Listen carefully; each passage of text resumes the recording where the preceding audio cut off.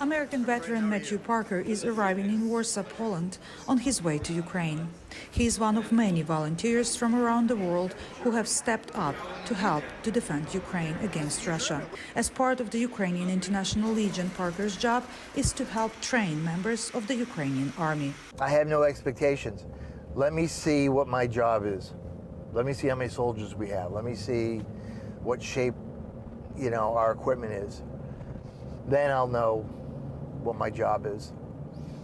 Right now, I'm just somebody in a vehicle getting a ride to work. A veteran with 22 years experience, Matthew's 5 days are behind him. He says his job now to help protect Ukraine and stop the war. It's the year 2022. Why are we fighting at all? Why haven't we reached a point where we can sit down, talk about things, negotiate, and not fight? I mean, we're old enough now. Our societies are old enough now. This isn't the 1400s. We're supposed to be, new technology and education, and we're supposed to be advanced. For Parker, who served in Bosnia, Iraq, Afghanistan, and many other places, the battle against Russian aggression in Ukraine is a fight for civilization.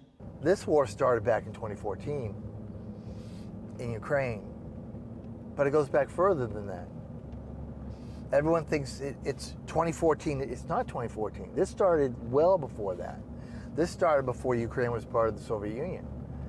These are old fights. These are old arguments that have come back because one generation passes on the hate to the next generation. That doesn't end here. They hate for generations. So I think this is really important because this is kind of a wake-up call for Europe. They never thought this could happen again. Contact front! Contact front! With this deep conviction, Parker is putting his military skills to work again. First at the training ground in Poland, and now on the ground in Ukraine.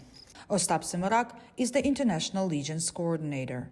The decision was based on a political will to invite all people around the world that are willing to support Ukraine, support Ukrainian people and our nation in our struggle against authoritarianism, against aggression of Russian Federation, and to support democracy and Ukrainian democracy and Ukrainian nation as well. Simorak, a former government minister, says volunteers have come from many parts of the world, but they must meet specific requirements. We are checking each one candidate and see that is outside of the demands of our military headquarters. After feedback to each one, each man, each application, we have organized movement of those people to Ukraine. Matthew Parker, who is over 50, did not fit the age requirements and struggled to join the International Legion. However, after closely studying his skills and experience, the Ukrainian army took him in to help train and build its own new International Legion. Miroslava Gongadze, VOA News, Warsaw.